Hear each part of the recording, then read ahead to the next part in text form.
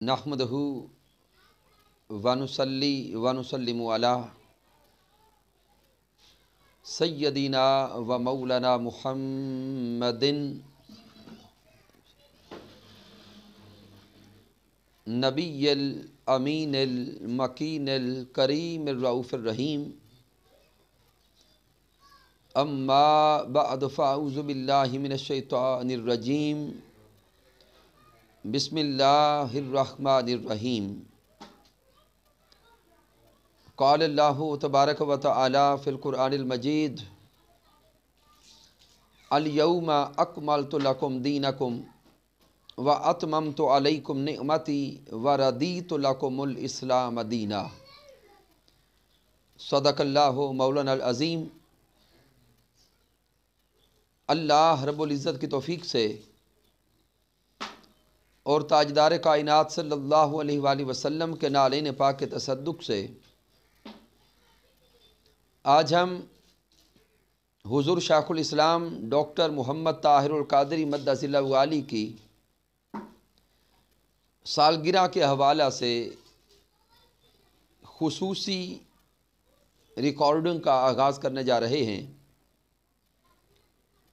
मुअज़्ज़ज़ नाज़रीन और सामईन, हुज़ूर शाइखुल इस्लाम डॉक्टर मोहम्मद ताहिरुल क़ादरी मद्दसिल्लहु आली को अल्लाह रब्बुल इज़्ज़त ने इस सदी का मुजद्दिद बना के भेजा है। लेकिन जहन में सवाल पैदा होगा कि मुजद्दिद कहते किसे हैं और मुजद्दिद की ज़रूरत व अहमियत क्या है। तो हमारी आज की गुफ्तगू का मौजू होगा मुजद्दिद की ज़रूरत व अहमियत। सामीन मोहतरम, अल्लाह रब्बुल इज़्ज़त ने हिदायत इंसानी के लिए हज़रत आदम अलैहिस्सलाम से लेकर ताजदार कायनात सल्लल्लाहु अलैहि वसल्लम तक अंबियाए किराम को मबऊस फरमाया। अगर हम इंसानियत की इब्तदा को देखें तो अल्लाह रब्बुल इज़्ज़त ने जब फ़रिश्तों से इरशाद फरमाया वइज़ क़ाल रब्बुका लिल मलाइकति इन्नी जाइलुन फ़िल अर्दि खलीफ़ा, कि मैं ज़मीन पर अपना एक नायब बनाने जा रहा हूँ जिसको इंसान कहते हैं। तो जब अल्लाह रब्बुल इज़्ज़त ने इंसान को इस कायनात अर्ज़ी में भेजना चाहा तो साथ ही इंसानियत की हिदायत का भी सामान फरमाया। इंसानों की हिदायत के लिए अल्लाह रब्बुल इज़्ज़त ने अंबियाए किराम का एक सिलसिला जारी फरमा दिया। लेकिन जब अल्लाह रब्बुल इज़्ज़त ने अपने प्यारे महबूब हज़रत मोहम्मद मुस्तफ़ा सल्लल्लाहु अलैहि वसल्लम को मबऊस फरमाया तो ज़ात मुस्तफ़ा सल्लल्लाहु अलैहि वसल्लम पर अल्लाह रब्बुल इज़्ज़त ने दीन को मुकम्मल कर दिया। सूरतुल माइदा में रब्ब कायनात ने इरशाद फरमाया अल यौमा अकमलतु लकुम दीनकुम व अतममतु अलैकुम निअमती व रदीतु लकुमुल इस्लाम दीना। अल्लाह रब्बुल इज़्ज़त ने फरमाया कि ऐ सोहने महबूब, आज हमने आप पर दीन मुकम्मल कर दिया। व अतममतु अलैकुम निअमती, और अपनी नेमत हमने आप पर मुतम्मम फरमा दी। व रदीतु लकुमुल इस्लाम दीना, और मैं दीन इस्लाम आपको अता फरमा के आप पर राज़ी हो गया। मैं दीन इस्लाम पर राज़ी हो गया। तो सामीन मोहतरम, इस आया करीमा में अल्लाह रब्बुल इज़्ज़त ने महबूब अलैहिस्सलाम से इरशाद फरमा दिया कि ऐ सोहने मुस्तफ़ा सल्लल्लाहु अलैहि वसल्लम, वो नबूवत का सिलसिला जिसका आगाज़ हज़रत आदम अलैहिस्सलाम से हुआ था, उस सिलसिला नबूवत का आप पे इख्तिताम होता है।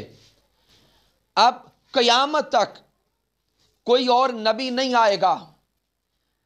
नबूवत का दरवाज़ा बंद कर दिया गया। अब दीन भी मोहम्मद मुस्तफ़ा सल्लल्लाहु अलैहि वसल्लम का रहेगा, शरीयत भी मोहम्मद मुस्तफ़ा सल्लल्लाहु अलैहि वसल्लम की रहेगी और उम्मत भी सोहने मोहम्मद मुस्तफ़ा सल्लल्लाहु अलैहि वसल्लम की रहेगी। लेकिन सामीन मोहतरम, यहाँ पर जहन में एक सवाल पैदा होगा کہ تاجدار کائنات صلی اللہ علیہ وسلم تک تو انسانیت کی ہدایت کے لیے انبیاء مبعوث ہوتے رہے، تو جب نبوت کا دروازہ بند ہو گیا تو کیا ہدایت کا دروازہ بھی بند ہو گیا؟ ذہن سوال کرے گا، کیا اب محبوب علیہ السلام کے بعد قیامت تک انسانیت کی ہدایت کا سامان ختم ہو گیا ہے؟ کیا انسانیت کی ہدایت کے لیے کوئی بھی ذریعہ نہیں رہے گا؟ تو سامعین، اس کا جواب تاجدار کائنات صلی اللہ علیہ وسلم نے ارشاد فرمایا۔ سنن ابی داؤد کی حدیث مبارکہ ہے، جس کو امام طبرانی المعجم الاوسط میں بھی نقل کرتے ہیں۔ ان ابی ہریرہ رضی اللہ تعالیٰ عنہ قال رسول اللہ صلی اللہ علیہ وسلم ان اللہ یبعث لہذہ الامہ علی رأس کل 100 سنۃ من یجدد لہا دینہا۔ پیارے آقا علیہ السلام نے ارشاد فرمایا کہ نبوت کا دروازہ تو بند ہو گیا، لیکن اس امت کی رہنمائی کے لیے، انسانیت کی ہدایت کے لیے رب کائنات نے سامان فرما دیا ہے۔ ان اللہ یبعث لہذہ الامہ علی رأس کل 100 سنۃ، کہ اللہ رب العزت ہر صدی کے کنارے پر ایک ایسی ہستی کو مبعوث کرے گا، من یجدد لہا دینہا، جو اس صدی کے تقاضوں کے مطابق دین اسلام کی تجدید کرے گی، تعلیمات اسلام کی تجدید کرے گی، اور اس دور میں رہنے والے لوگوں کو دین متی کی تعلیمات کے مطابق رہنے کا سلیقہ دے گی۔ تو سامعین، اس حدیث مبارکہ کے الفاظ پہ اگر توجہ کی جائے تو میرے آقا علیہ السلام نے فرمایا ان اللہ یبعث لہذہ الامہ، کہ اللہ رب العزت ہر صدی کے کنارے پر مجدد کو مبعوث کرے گا۔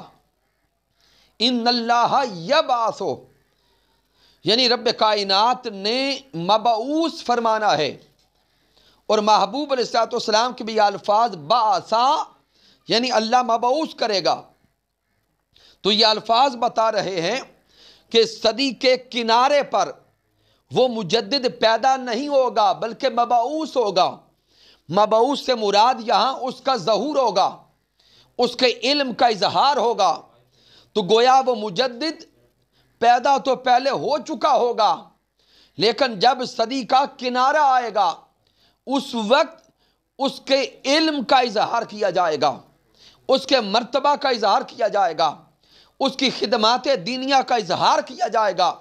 تو گویا وہ مجدد پیدا تو اس صدی کے کنارہ سے پہلے ہو چکا ہوگا، صدی کے کسی بھی حصہ میں، لیکن جب صدی کا کنارہ آئے گا اس دور کے کئی فتنے اٹھیں گے، ان فتنوں کو کچلنے کے لیے اور اس دور کے تقاضوں کو پورا کرنے کے لیے اس مجدد کے علم کا اظہار کیا جائے گا۔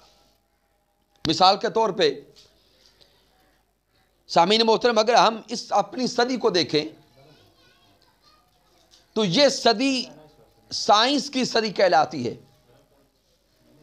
پوری دنیا کے اندر سائنسی علوم کا شور ہوگا ہے، لیکن سامعین اگر توجہ کریں کہ جب سائنس کی صدی کا آغاز ہو رہا تھا، جب سائنسی علوم آہستہ آہستہ معاشرے میں آگے بڑھتے چلے جا رہے تھے، تو ابتدا کو دیکھیں تو ہمارے لوگ مسلمان پریشان تھے کہ کیا ان سائنسی علوم کو سیکھنا چاہیے یا نہیں سیکھنا چاہیے، کیا ان کمپیوٹر سائنسز کا سیکھنا شرعاً جائز ہے یا ناجائز ہے۔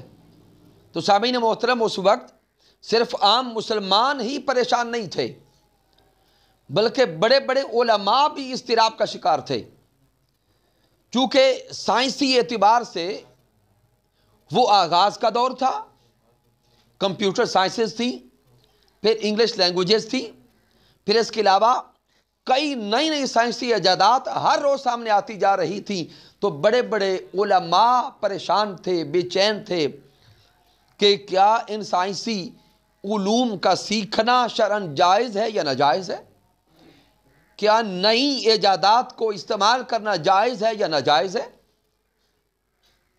تو اس صدی کے مجدد حضور شیخ الاسلام ڈاکٹر محمد طاہر القادری مدہ ضلع والی نے آگے بڑھ کر قدم اٹھاتے ہوئے اس قوم کی، اس امت کی اور مسلمانوں کی رہنمائی کرتے ہوئے ارشاد فرمایا کہ تمام سائنسی علوم کا سیکھنا جائز ہے۔ مثال کے طور پہ سامعین، آج سے 30-40 سال پہلے اگر دیکھیں تو تصویر کا بنایا جانا اس پہ حرام کے فتوے ہم نے سنے۔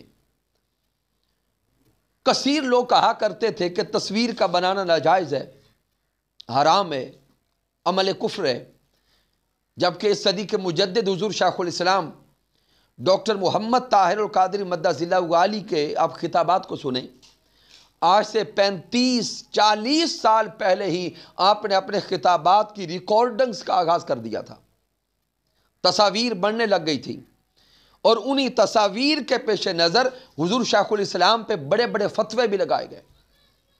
لیکن چونکہ آپ کو اللہ رب العزت نے اس صدی کا مجدد بنا کے بھیجا تھا، آپ نے اس دور کے فتووں کو نہیں دیکھا، چونکہ آپ کی ذمہ داری تھی امت کی رہنمائی کرنا، لہذا آپ نے علم دیا، آپ نے عمل دیا، آپ نے رہنمائی فرمائی، اور اس درجہ تک رہنمائی فرمائی کہ ان پرانے ادوار میں وہ احباب جو صرف تصویر کو سامنے رکھتے ہوئے حضور شیخ الاسلام پہ کفر کے فتوے لگاتے تھے، وقت نے یہ ثابت کر دیا کہ سائنسی تقاضوں کے مطابق اس دنیا میں رہنا جائز بھی ہے، اور وہ لوگ جو فتوے لگاتے تھے آج وہ خود یہ عمل کرتے نظر آ رہے ہیں۔